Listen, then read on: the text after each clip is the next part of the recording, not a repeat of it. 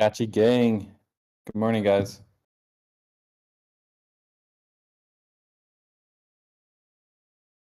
Hope everyone's having a great weekend. Feel free to raise your hand, come on up, say hi. See what's on your mind, see how's everything going.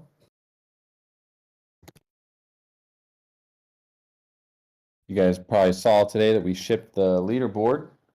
Took a little bit longer, but should be very cool. It took a little bit longer to get the 7,500 gotchis displaying there, but we finally got it. Check, check. Very exciting.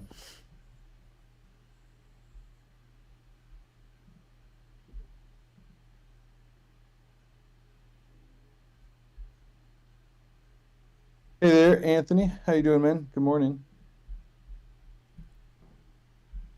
Hey, good morning. I'm doing pretty good. I have been really immersed in Chapter 3. Chapter 3 is a doozy. There's so much in there. Yeah. Yeah, I started working on a video, and I think I was going for like 35, 40 minutes, and I wasn't finished. And I was like, I gotta. And there was lag issues, so I had to start over anyway. So I was like, all right, I need to break this into chunks and do a little bit at a time. Yeah. What's your anything you really like so far or things that stuck out to you? The all the stuff with the guild lodges and the crests is really interesting because I was wondering kind of, everybody's been wondering how that's going to work with Hmm. the wearables and all that stuff. Because also I'm in some really small Aavegotchi groups that we hadn't chosen a wearable, and it was for this reason exactly that it was like, well, we don't know how this is going to be, so let's just operate as like a social group, and we'll figure it out later.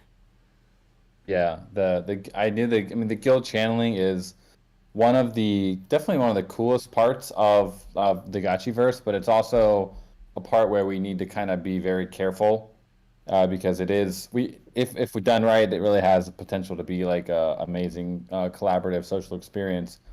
The thing that needs to be kind of harnessed and reined in is we want to got to ensure that it doesn't become an activity that like just totally inflates the Alchemica supply, beyond the point of where we could like rein it back in. And so we made the decision, which it's probably going to be controversial, but it's kind of necessary to limit one wearable basically being able to channel per week. And the way we limited it was by making it one guild lodge be able to basically hold that one wearable, and it can channel once per week. So it's not so much that we only want to limit like the guilds from being able to channel once a week. It's the wearable itself. We want to limit that to once per week. Or if there's like kind of the degen activity with the glitter auctioning. Am I choppy, guys? I'm in You might are a be a little bad. choppy. I was trying to figure out if it was me or not. You were a bit choppy. No, Okay. probably just normal crappy internet tonight. Yeah, but not too bad, relatively speaking. But and you're pretty clear now, Dan. Okay. So Yeah, I was just saying like the guild channeling. We want to ensure that the inflation rate of all the Alchemica coming out from guilds is contained, and it's something that we can kind of balance over time. We don't want it to get out of control, and so that's why we made the decision to limit basically one wearable per channeling once per week. And the way we limited it is by one guild being able to hold like one wearable per guild, and one guild can have up to three wearables like linked. So that's kind of one of the main ideas behind that. It's this kind of idea that if we don't limit it at all, people are just going to make as many guilds as possible, and everyone's going to be channeling, and Alchemica is going to be flying out all the time. So Yeah, that makes sense because like I have like, wearables to be in four different guilds, but my Gachi is not up there to be in 4 different guilds. So it did make sense. That I was wondering that early on, like, how are we going to limit this and make sure that, but yeah, it's a really good mechanism. Yeah, there's a lot of planning that goes into this whole like economy as far as the tokenomics have we've given ourselves 25% of all the budget of Alchemica will be for alchemical channeling, which is basically divided into alchemical channeling and guild channeling. So of course, we don't want to blow that entire budget like within the first couple years of the game. We want this thing to be able to have some lasting power. If it does become a hit and people want to be playing this thing for the next 20 years, like they do with a lot of these like other big games like EVE Online or World of Warcraft, we don't want to ruin the economy within the first couple years and then kind of be left with this kind of overinflated Alchemica that's kind of gone to zero or is very unsustainable. So I think we're trying to be careful at the beginning that we don't bring too much Alchemica into the economy too fast. That's kind of the going theme throughout all the different chapters, is that we want to be fairly conservative at the beginning, especially, but also not have a situation where there's going to be a ton of like new supply coming on in a few years. So that's why it's a slow burn over 30 years.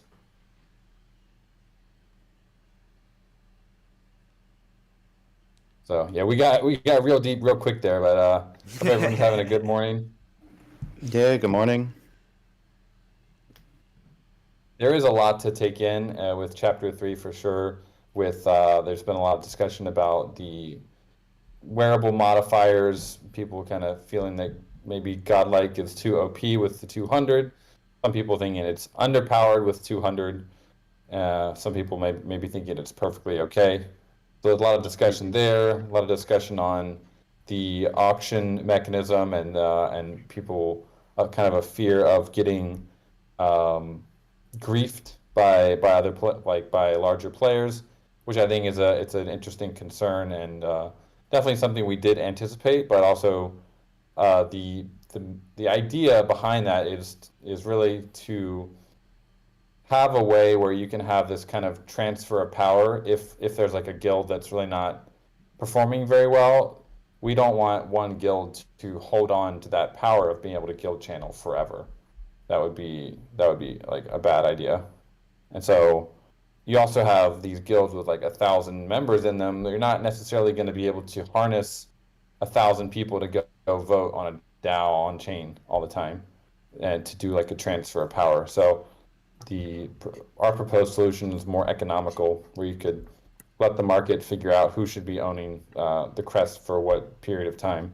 But it does have some downsides, and we're totally willing to and excited to explore any other solutions to this problem that we can work through. Again, the Bible it's not a formalized canon. It's a work in progress as we all work through the complicated game theory that is this game, and then try to make it a fun game on top of that. So it's definitely an exciting problem to be. I love it every day, just getting into the data and getting into the game theory and the theory crafting behind it. Good morning, Dr. Wagme. How are you doing, sir? Good morning, guys.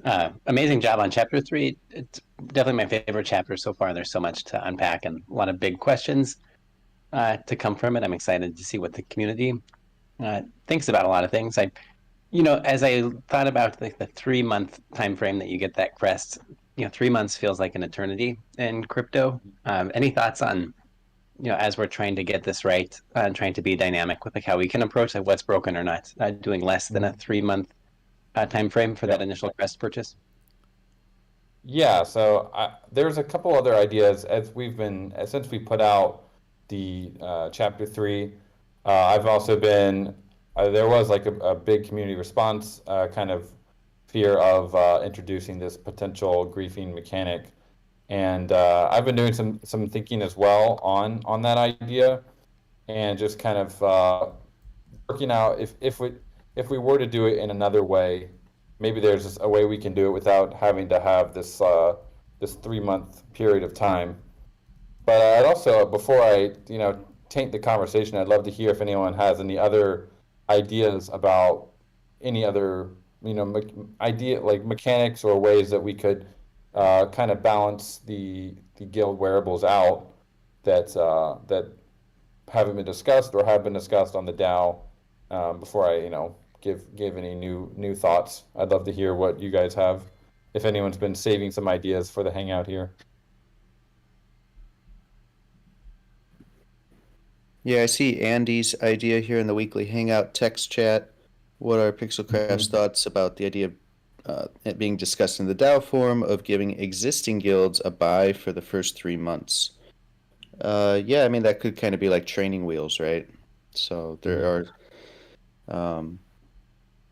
certain guilds and stuff that have had certain wearables kind of attached to them for months, even though it's totally in just the sense of what they're advocating for. But I think Haram kind of mentions the risk there is, like, if everybody knows the portal mages need the portal mage axe, they may just bid it up really, really high to extract value, and then with the intention of losing at the end. So there's something to be said for like maybe a DAO or committee run advocacy group for the first 3 months or something, like training wheels.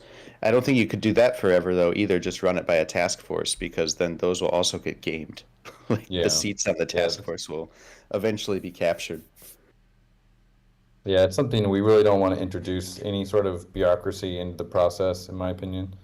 Like the more market driven it can be, I think the healthier it'll be, as long as there's sufficient protection against griefing. Yeah, I agree. It gets weird if we start adding in like political layers to decide who gets what. That doesn't work long term at all. Maybe first 3 months. I don't know. There's probably a better way. Yeah. Dr. Wagner, do you have any ideas? I'm sure you've been thinking hard about it.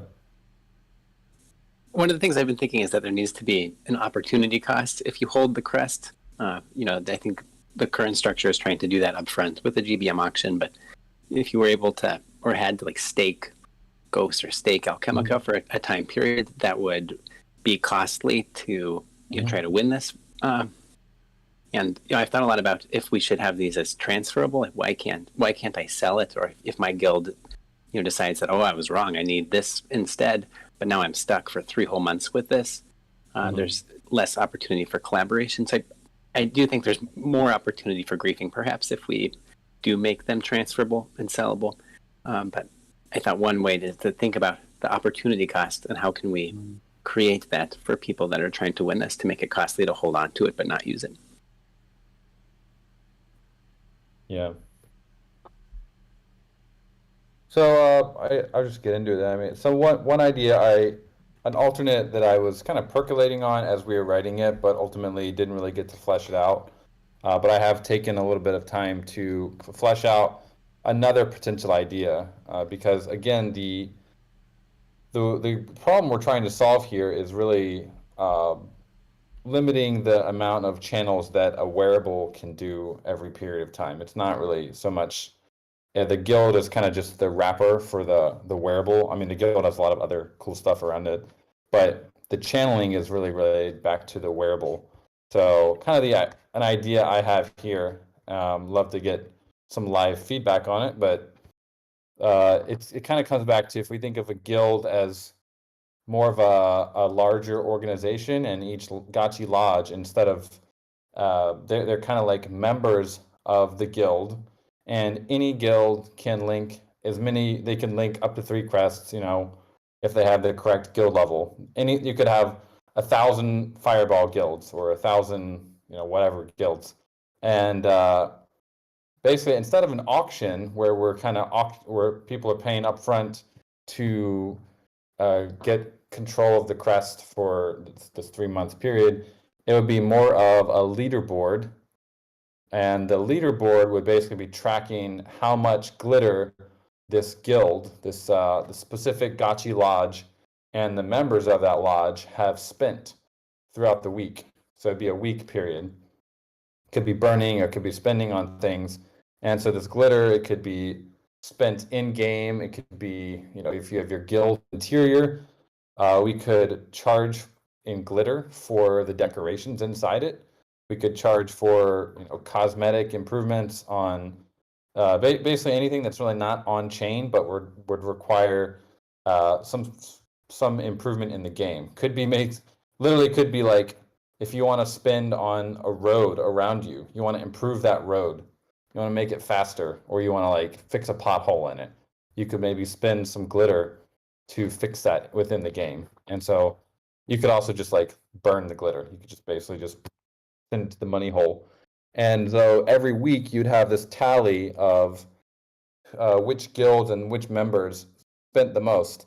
And at the end of each week, whichever guild and its members have spent the most would basically get the opportunity to do the guild channeling.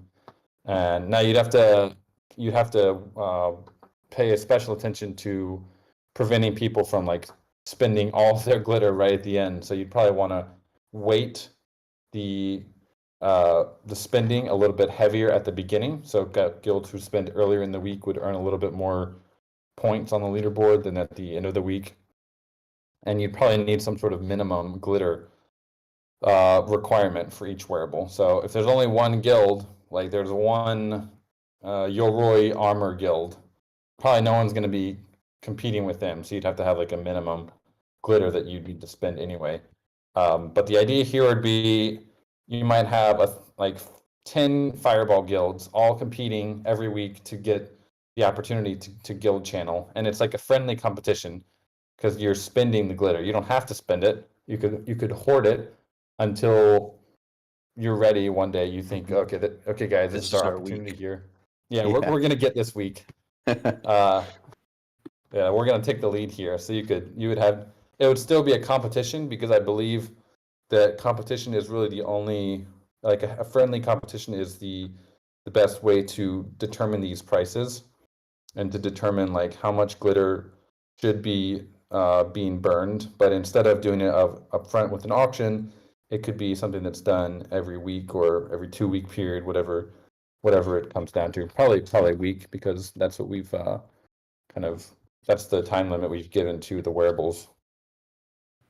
That's a very interesting way to do it. Yeah, we didn't really get into that when we were looking at Chapter 3, but that's certainly a good ace you had in your back pocket there, Dan. That could be a excellent way to definitely removes politics from it. Like you say, the alternative is just make it a competition.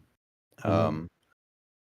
I guess it doesn't affect long-term planning of the guild. It's like week by week, you're saying, so it's interesting. I'd like to see what some others here think about it. It's certainly a big departure from what was just published, but another way to skin the cat for sure. Yeah, there could still be some slightly weird vibes. Like you have 10 fireball guilds all competing for that opportunity every week, and maybe there's a little bit of drama or backstabbing or who knows what. But at the end of the day, it's I think there's less probably potential for griefing than the auction where it's like you literally would, if you're a guild and you've built the interior of your guild to be like super cool, and suddenly you lose the crest, you might be pretty sad that no one's going to go to your guild anymore. Yeah, yeah. That's one of the tricks with the long-term planning. If you like build your whole brand of your guild around one wearable and you get GBM'd, that'd be a tough one. Here at least it's shorter term, and I mean you could replace the leaderboard with shorter term GBMs, but that might get pretty wild too. Yeah, and I like the idea of like funding. You're actually spending it in game because people are saying, we want this to be about fun and want it to be a game. So what more fun would be? Hey, I'm gonna go and literally I'm gonna like spend some glitter. I'm LPing. I'm earning all this glitter. I'm gonna go spend it on some roads. I'm gonna fix up these crappy roads around my guild to make it better, or I'm gonna do some, some other. I'm gonna build like we talked before a while back about having wonders of the world for your district. That could be another cool thing if those cost glamour. Those could Yeah. also be like a good sync for that. Yeah, because the issue with the Wonders of the World concept so far has been that crafting, you would end up in a bad situation with a one-of-one NFT in a crafting race, and only one of them ultimately gets it. Again, it's not a very good time for the majority of the participants. So simply making it a glitter based, are you saying a glitter based GBM or just a glitter based first come first serve or something? Could be a different way to get to it. You're not crafting these rare NFTs, but simply using the glitter. Yeah. So I mean, there's like we have all these different tokens now. We definitely want to have various utilities for each of them.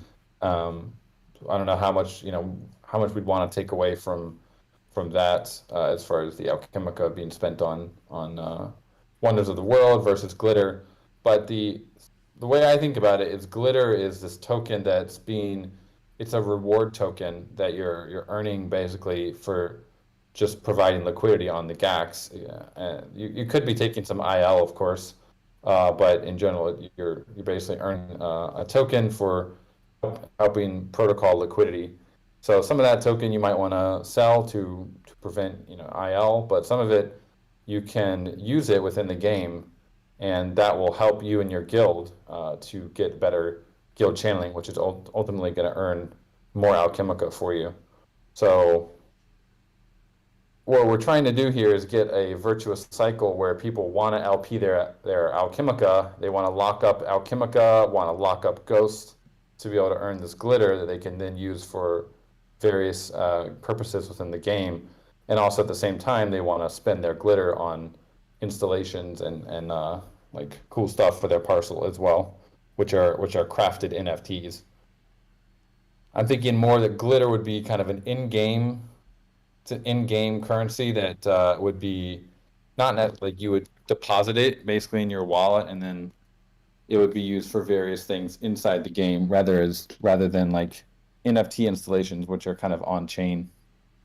Yep, kind of the off-chain in-game stuff, or however you want to define it, but kind of in-game currency for sure.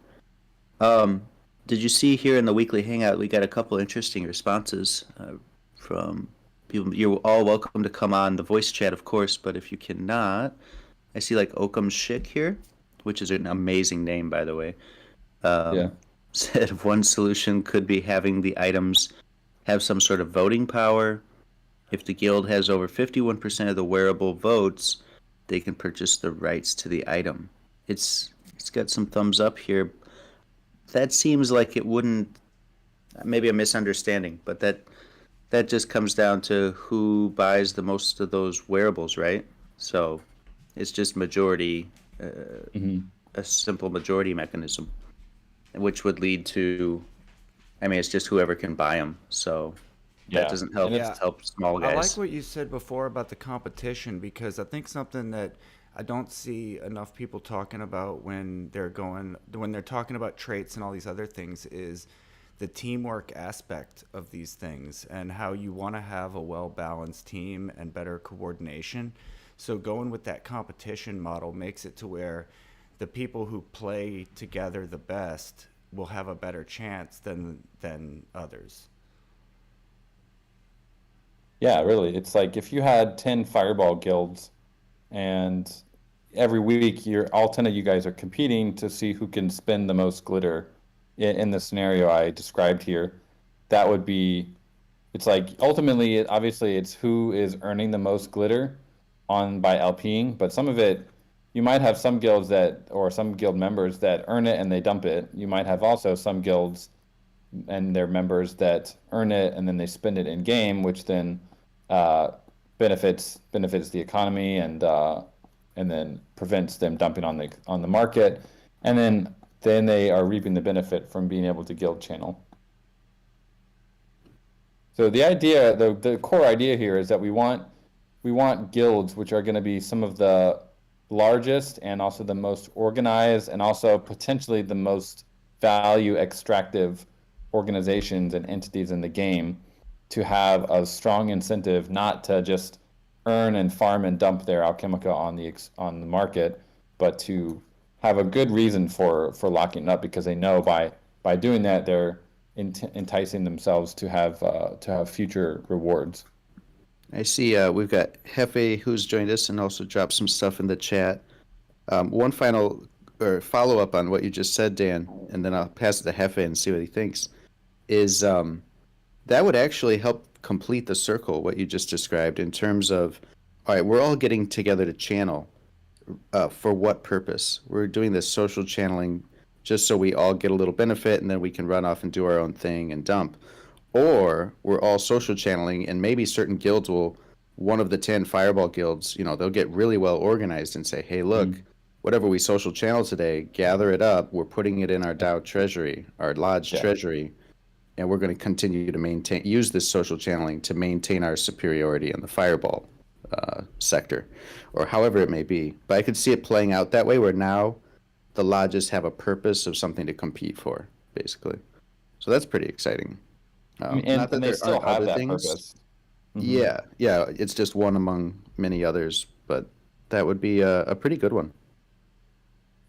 This was probably one of the hey friends, how's it going? Yo.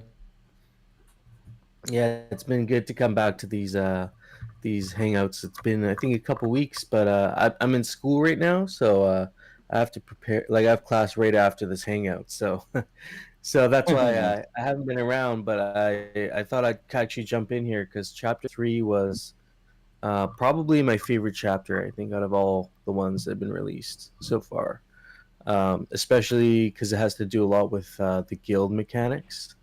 And I like the conversation around the glitter token. I think it's going to be a pretty big. It's going to play a pretty big role. It sounds like out of all the tokens, like the Alchemicas are going to be useful for building, but then the glitter is going to be almost like this, like friends points kind of currency inside of the game, is what I'm understanding. Yeah, that's exactly right. And potentially, I kind of dropped it a couple. I think it was yesterday in the chat. Not saying this would ever be possible or will happen, but glitter could become a replacement token for friends in the future. I think it has that potential because if we can incentivize people to if there's a great utility for glitter, much more than friends currently has, then it would almost make sense just to switch out friends and switch basically all the staking over to staking to earn glitter token because it has much more utility. Yeah, it's like a stronger V2 version of what Friends has been. Thoughts definitely crossed my mind. It's like, why would we need both? Could do tickets that way, raffles, all that good stuff. It'd be an interesting evolution, right? And I mean, it kind of makes sense with like the whole story of everything too. We're all friends right now, but then once the Gotchiverse launches, there'll be glitter everywhere to collect. So I feel like that would play a big role for like raffles and stuff. That would be it would be interesting. There could even be events that incentivize people that way to get involved. And indirectly, they'll be earning raffle tickets by getting more glitter by just doing things. You know what I mean? It may open up more channels for people to get opportunities to like get raffle tickets or whatever they need for. I think you'd mentioned something about fixing roads with spending glitter. I think that's a great idea.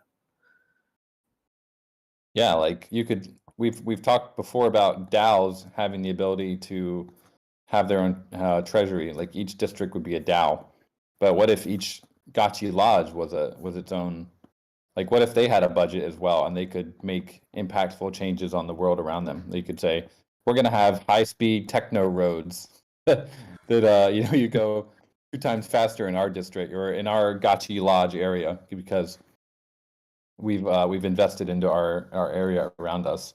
You might have like other districts that are not as well maintained or other Gachi Lodge areas that are not as well maintained, or it could be the interior of the Gachi Lodge, which we haven't talked a lot about that, but it is going to be it's going to be a thing that gets bigger every time you upgrade your lodge. So you could potentially have like very, very large Gachi lodges with very ornate interiors that are you could purchase those kind of items with glitter, and doing Is it that fair to would say, increase your rank on the leaderboard.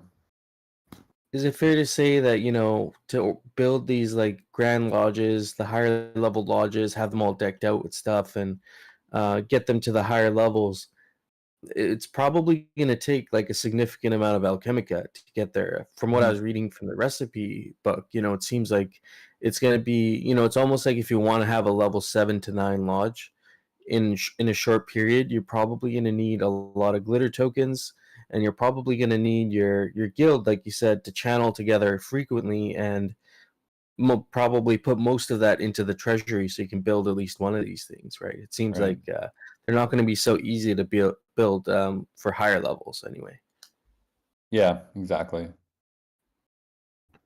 I It's think definitely. Go ahead. I was looking at a level 7 lodge, and I think just in time, it was 950,000 blocks, I think. So that works out to be about 28 days or something like that, I think, like almost without glitter tokens. Without, yeah, yep. So So there's yeah, going to be so a I huge think, incentive for glitter. and if you spent those glitter tokens on upgrading, uh, that would we could probably count that towards the leaderboard as well. Basically, any in-game or on-chain spending of glitter could be counted towards the. It would be a little bit difficult to check. We'd have to check what guilds that Aavegotchi is a member of, or what if they're spending it on a Gachi Lodge. It would be a little bit easier. Like basically anytime the Gachi spends glitter in the game, it could be added to the leaderboard of whatever guilds they're in. Now, an interesting question I think I wanted to just throw out there with the wearable crests and the insignia crests.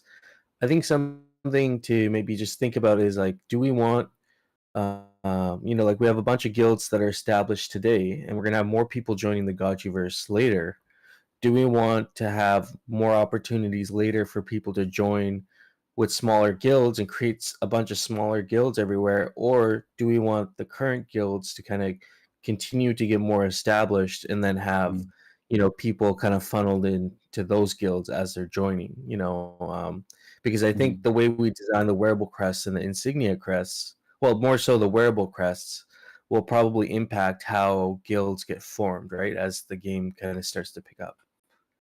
Yeah, one interesting thing is currently there's like I think it's about 250 wearables, so that's potentially 250 guild channelings per week, and most of the current guilds are going to be built around those. But as there are more wearables coming online in the next few years, you could potentially have a new guild kind of form around those new wearables as well.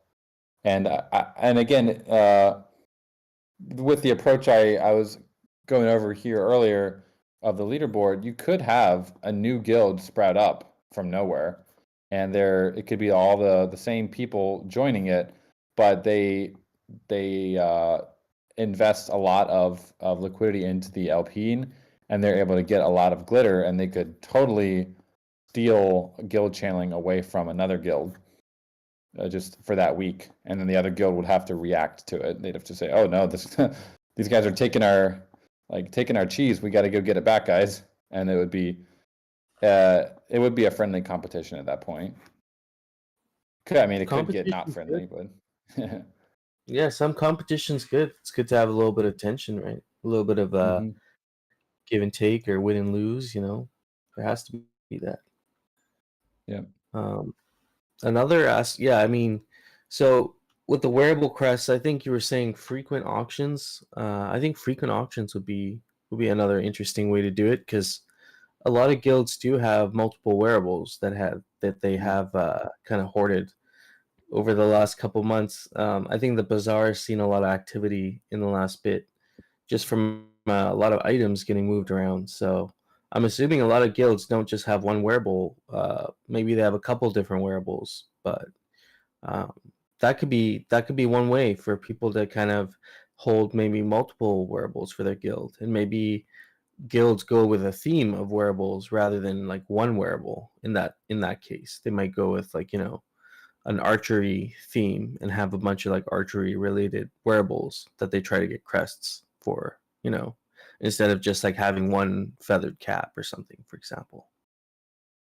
Yeah, it's also going to be like whatever archetype you want to play as your character in the game, you'll probably also end up joining a guild that specializes in that. So if you want to be an archer, like you said, you'll probably be with a lot of other archers, and that could be cool. You would literally just be like, you'd be like in the Lord of the Rings, you'd be the elves with running up to battle with a bunch of archers, and you might want to pair up with other guilds and their members that are more melee based. So it would kind of give a cool kind of vibe to that guild, that they're all kind of the same skill set. But yeah, you do have guilds like the Portal Mages. They have a ton of different wearables they're gonna obviously have to have multiple guild lodges, because they have like way more wearables than can be supported by one Gachi lodge. I think they're going to end up with a really interesting channeling kind of method, because they're going to have, like you said, all these different wearables. So that means depending on what wearable crest the guild is holding at any time, certain groups of members will have kind of some priority of channeling within the guild, but it'll always kind of be rotating. So it'll be kind of interesting to see what kind of like unique events they create for that certain group that they have the crest for that week, for example, because they have mages, they have denizens, they have Yeah. portal mages, of course, and I think there's like a few other categories. So Yeah, because it's you want as definitely many another way people to as do you it. can to show up. You want to get like all your guild to show up at a certain time and all guild channel together. Because the more people show up, the more yield you would get. Yeah, that's another interesting aspect too. And so does that go up in percentage? With each Aavegotchi that shows up, it's like the percentage of Alchemica for everyone gets bumped up a bit. Yeah, it does. So there's I think Bearded made we've made a spreadsheet as well, but Bearded made a more public one. And so the example is like a common wearable.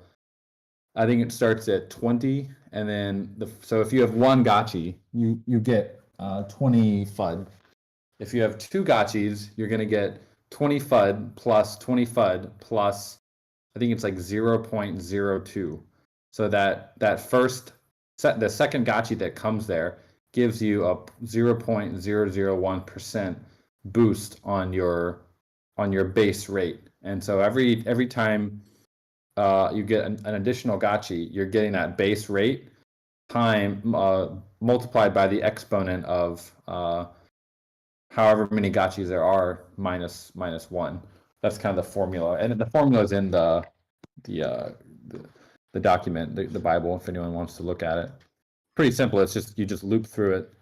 But yeah, so especially for commons, as you get more and more Gachis coming, if you get 1,000 Gachis, the yield is like, it's pretty staggering how high it goes up. I think it goes up to like 30,000, whereas the base rate for just one Gachi is 20. So you definitely want to have a lot of Gachis there. Wow, it really does scale up. And I mean, that's probably one of the big advantages of having a common wearable, is you can appeal to so many more people to show up and kind of crank that multiplier up per Gachi that's showing up. And so do these multipliers stack as well? Because I know you have a multiplier for your kinship level. And so if I show up with a 500 kinship Aavegotchi, I'm getting a 3.16, like a 3x multiplier essentially on the base. Plus So I'm that's getting that that'll be bit of for a bump from alchemical the group. channeling. Yeah, the kinship is just for alchemical channeling, whereas Okay. the guild channeling is based on the wearable and how many people show up. Right. The wearable was the other interesting part too, where you have, a common wearable is like 1x, and then it goes all the way up to, I think you have like legendaries that are 8x. And I think doubles from there. Yeah, Just go look mythicals at are it. 20x and godlikes Yeah. are 200x. Yeah. Wow. I mean, so if you show up with the other 4 Aavegotchis that have the Yoroi armor, you're getting like a huge yield. I mean, that's a big if though. There's been a lot of discussion about it, and anyone who knows whales, there are certain whales that are they're just lazy. They don't want to do anything. They're too lazy to like claim the ghost from their pocket. They're too lazy to probably even lend their gotchis out. They'd probably be risk averse to even like lend their gotchi out. So I think the godlikes, the reason we did make it a little bit higher, one is because if you actually look at the ROI of the price of a godlike versus how much you actually get when if all the gotchis are present, all 5 gotchis are present, the ROI is actually much lower. It's about 10% of what the commons are, or 10 to 20%. So it's very low compared to the ROI of 1,000 gotchis all getting together with a common. And the other part is that it's very, very likely that you will, and very damaging, if you only get 4 out of the 5 to show up. So if you do a channeling and you only get 4 out of the 5, your ROI goes down significantly. So there's a lot of risk. And people say, well, it's easy to get 5 people together. They're like, I know personally, I mean, there's whales out there that they're not that engaged with the game. They just want to hold the item. They don't want to do that much. And obviously they're leaving money on the table, but they're perfectly comfortable with that. So that is kind of some of the reasoning, and a lot of it I think we'll need to see how it actually plays out in the game. Maybe they'll be much more responsive. Maybe they'll be like, oh, why would I leave this money on the table when I could guild channel? But it also could just be a situation where they're lazy whales and they just don't want to even show up for it. Yeah, no, I totally see that. I mean, we see the most neglected Aavegotchis, I think, are like the highest BRS too. Yeah, like Let's see. Winklevoss is like a 180 or something. He's got like 6 godlikes on him. Oh man. So Yeah, who knows what I've been saying will it for happen. weeks now. We need like a Gachi rescue. Like it's just like a smart contract that has Ghost loaded up in it, and if your kinship is below like 20, it just like picks it up, and then it starts petting it. Yeah, maybe there could be a rental, if that could be a future feature, maybe for Gachi renting. If the kinship is below 50, you can rent it out for a day or something. The owner would be like, "Where'd my Gachi go?" Might be. Yeah, we were talking about that last night. Like, I stumbled into like a wallet that had 14 gotchis that hadn't been pet in 3 days. I was like, this is a tragedy. This is so sad. Yeah. Just put them in a vault I mean, or they're something, you know? Like, yeah, seriously. They're leaving money and leaving yield on the table, so yeah, it's not really a smart play. I actually have a question about some things I've seen in some of the chapters. It seems like that wall breaking and kind of wall knockback are going to be like there's going to be like another kind of competitive aspect with walls where you're going to have people building really thick and strong walls, and you're going to have people who have gotchis that are also really good at smashing those walls. Are there going to be certain wearables that are going to be, give you like a significant advantage at like breaking a wall or getting through a wall? Yeah, in chapter 3, I think one of the abilities or kind of the modifiers of certain wearables will be just like some of them they do more damage to liquidators. Some of them will do more damage against walls. You'll have certain wearables that are a little bit more effective at. So the thing with walls is that you're not destroying the wall. You're basically it's got this layer that's kind of an anti-gotchi layer, but the liquidators will actually destroy it. But the gotchis can't destroy it. They can kind of just like knock this sheen off, and once that sheen is gone, the gotchi will be able to it'll basically be able to run at the wall and try to butt through it. And the wall knockback is basically it's an ability of the wall that you're gonna have basically a percent chance of getting through the wall, and other times you'll just get knocked back from the wall as an Aavegotchi.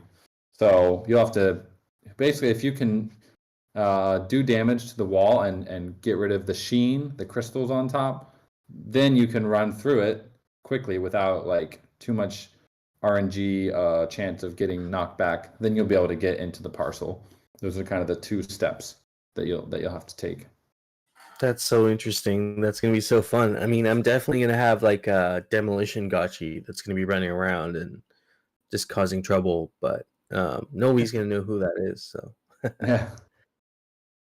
And so, yeah, in the future, another interesting use case of Alchemica that are in game or glitter that's in game would be like if a liquidator liquidates your wall. Your parcel is still going to own the NFT, but in the game, we're going to display it as, hey, your wall's been knocked down. You need to come fix this wall. And you probably would have to spend a little bit of glitter or maybe even Alchemica to do that. So that would be another cool use case. Once we get into the grid where we actually have liquidators coming through and liquidating stuff, that'll be like a part of that gameplay. wow, yeah, that's gonna be really cool. And I've actually seen kind of in relation to that, there's a trailer you released, like not a trailer, but a little 360 rotating kind of view of this like really armored horse with an Aavegotchi on it. Is that like a functional thing, or is that like more like a statue? Is that going to be That's involved actually in the Great Battle? those are so there's like the Adepts. They're basically statues at this point. I don't know if they'll actually be able to come to life. They might if they might be the last line of defense. There are definitely weapons that the Citadel will have against liquidators, and those statues are actually in the Citadel. I think the other day wall, and as you're walking by, you might notice some of those statues. But I realized that no one had really seen a close look of those statues, so wanted give them a little bit of screen time there, just to kind of show every angle of them. We were brainstorming a little bit, thinking about what that could be, and we thought almost like a Gotchi Trojan horse. You know, Yeah. like you have like multiple Gotchis inside that need to operate it in order for it to like move around and stuff. Yeah, that'd be pretty sweet. And then there's an actual trailer coming out, right? Like an Aavegotchi Oh yeah. trailer. We saw a teaser of that this week. Oh yeah. Trailer? That's Like the kind you pull behind a truck? I don't know of any trailers. Yeah, no, that'll be really exciting to put out here. And hopefully it will do its job in a long way towards getting new eyeballs to kind of pay attention to the game and realize we're not messing around. So I think it's going to be a very, very enjoyable. gorgeous. Yeah, it's eye candy all the way. Like this, like you guys are probably seeing like Illuvium and some other games. It's that level of amazingness. Like it's and it's even cooler than those because it's got like a basic storyline too as well. It's not just like here's some cool eye candy. There's you'll notice you'll be very familiar with a lot of the lore that you see in it. There's a lot of Easter eggs in there. Yeah, it's something you can actually use to share with somebody, and they'll be like, "Okay, I want to learn more." Or somebody who just stumbles across it is like, "Okay, there's a bit of a story here. This seems to have some depth. There's something going on here, a little backstory." So it's like a very, very useful in that sense. It's actually accomplishing something. It'll be a really nice hook, you know. I mean, to share that and get that out there and get people interested, like on a visual basis at least. And then after that, it's kind of like we can take them down the rabbit hole, you know, show them everything they need to know. And there's a fair bit that you need to know to maybe just get started with the Nachi and get involved with some of the mechanics. But then I think there's going to be another side of this that emerges where it's like just a player that sees the trailer and thinks it's really cool, and then they can go and rent an Aavegotchi and just like try it out, not have to learn anything, just like go pick up some Alchemica. Yeah, it all comes back to the Gachi lending, right? Like the friction's gonna be so reduced. Like anybody, especially if you already have a MetaMask or a Web3 wallet, it should be so easy to like be like, all right, you know what? I'm gonna take an hour here and do a lap through the Gotchiverse. Guys, what And that happens might- if there's so much demand that there's no gotchis available? Then what do we do? Ghost-based Haunt 3. Ghost is listed on It's a good Aave. problem to have. If we get to a point where the lending market is saturated, there's like you can't get a gotchi for under like 10 ghost. I think it's a good problem to have. Well, and so I reached out to one of the guild managers for YGG, and I'll be talking to them on Thursday about, they're the OG kind of play to earn guild in this space. They're involved in like a bunch of other games, and I think they have almost 20,000 players like on their roster. So it'll be interesting to talk to them and listen to how like they're approaching the Gotchiverse, because I think they have like a long wait list actually of players that are waiting to get their hands on an Aavegotchi. So it'll be interesting to see if they look at like the Gotchi Vault, or if they look at other guilds to get like Gotchis from. Because I think you're right. I think there's going to be a shortage actually of Aavegotchis. Yeah, and we do have the liquidators, of course. Those are going to be coming later. They're not going to. I mean, those are going to be coming with the grid. So we are going to have a period where there's basically, if things are going well, we'll have gotchi saturation where there's going to be competition to get a gotchi from the vault or just from the open market. It's going to be really, really interesting. Okay, so like we just brought up a Haunt 3, right? If we were to have a Haunt 3, at the point where we thought, okay, well, we need to kind of make Aavegotchis a little more accessible because there's a higher demand and whatnot. Are we gonna have people interact with the portals the same way as we have the last little bit? Because we'll have the Gotchiverse realm will be live, it'll be open. So do we want people interacting with their Haunt 3 portals in the Gotchiverse, or do we just want to keep the UI the same? I think That's a good question. that'd be interesting. Yeah, sounds like a good DAO thread and something that might kick off from this chat. So what you're really saying is like the UX for how you summon an Aavegotchi, does that change, or are you just saying like could you have a portal stationed in game? Because I'm like that would be a very different thing. Yeah. No, I'm kind of referring to the fact that you'd be able to summon your Aavegotchis in the Gotchiverse. You'd actually have to do that on your parcel, or there'd have to be some sort of like a gamified aspect to it where you have to maybe do something. Maybe it's like a quest. Maybe you have to do that and then like summon your Aavegotchi. I mean, it doesn't have to be super complicated, but maybe there's like a process to that. There is a great portal in the Citadel. I got that going on. Yeah, that'd be interesting. Here in the comments, as much as possible should happen in the Gotchiverse. It's certainly one way to think about it. At Pixelcraft, we also think about it the other way, whereas like the Gotchiverse is the flagship, and we're building it out to support Aavegotchi, the wider Aavegotchi space. But I don't know if we want to like cannibalize it and consolidate everything into the Gotchiverse yet, until we know it's maybe flying and we're like everybody's on board with that. But yeah, it's a good point. Yeah, Aavegotchi.com will still be kind of the base of the protocol. We want that definitely the layout of the site is going to be getting a good makeover soon, but we could maybe have two options. It would be definitely more dev work for Gotchiverse to have that process in the Gotchiverse, but yeah, it could be interesting.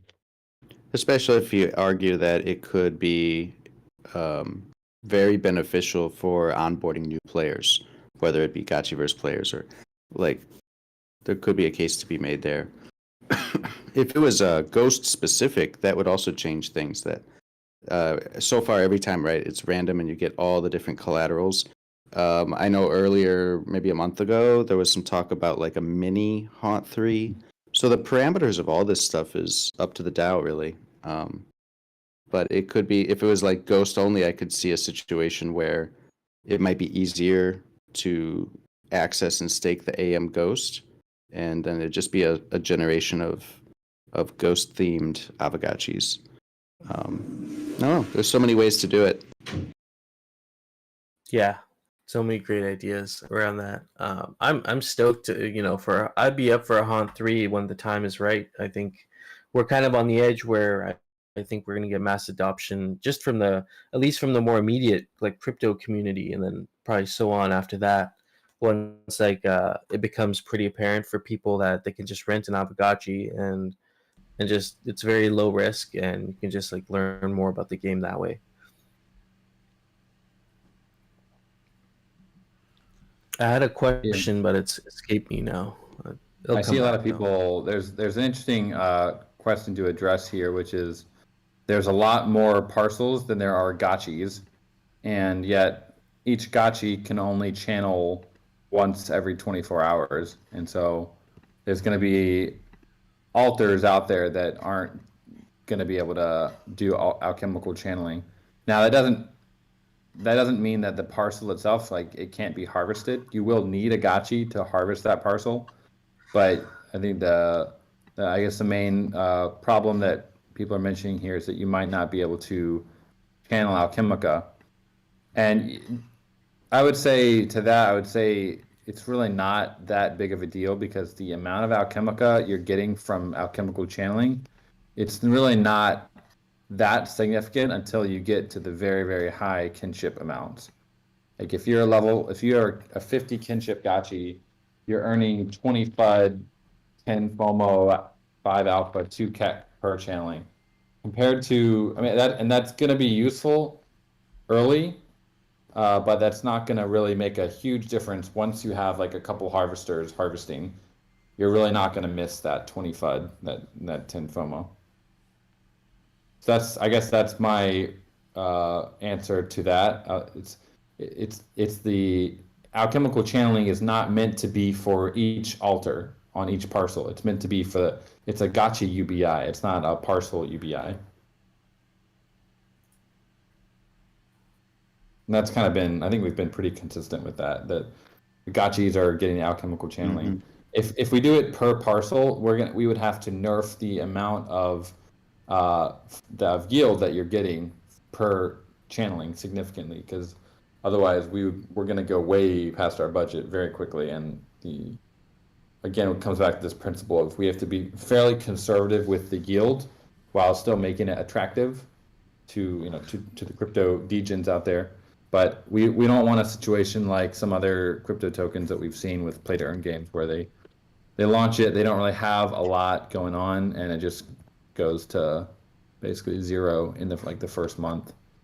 So we were talking about this with Nyan Kong. Actually, he was in our last Gotchi space, and we were talking about how it's a lot easier to increase the rewards when they're not enough, like after we've kind of had some testing, versus lowering the rewards because they were too high to begin with. You know what I mean?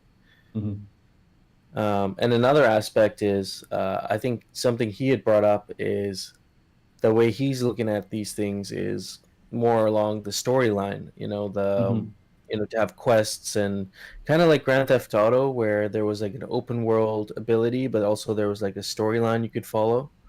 And so that will be interesting to see how that develops. And I'm kind of curious to know, are there going to be like open world quests? Are there going to be like big, like global events that happen in the Gotchiverse that maybe everybody's going to be somehow not affected? Not their like bags will get affected, but maybe like their parcel or their Alchemica reservoirs might be affected.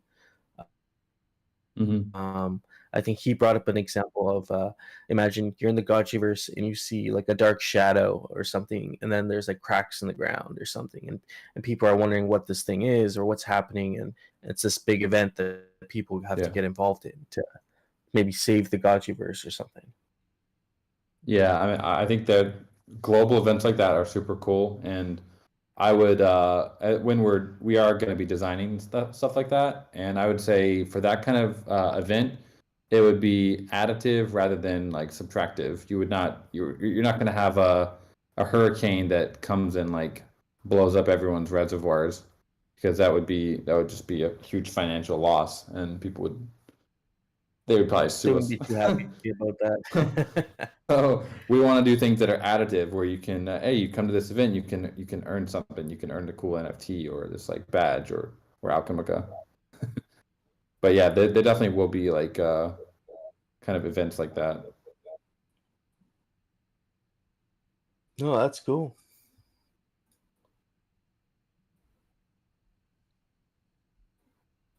One last thing about the altar is that if you're trying to, so the altar is kind of like the ultimate, like the base of your tech tree for your parcel. So if you want to have a level, I believe for level 9 Gachi Lodge, you would need like a level 4 or 5, maybe 6 altar. I'd have to check the tech tree, and that's something we should probably publish. I don't think that's been in the Bible, but it probably needs to be. So there is a tech tree, and it's a quite simple one, but the altar does determine the level of installations, as like the reservoirs and harvesters that you can upgrade to. So if you want to get a level 5 harvester, you'd need a level 5 altar as well. So upgrading the altar is going to seem like a pretty big deal then, because I think as your level of altar goes up, your rate of tier 1 Aavegotchi, it goes up as well, right? I mean, if you were saying a level 6 altar, you can channel every 4 hours in that case.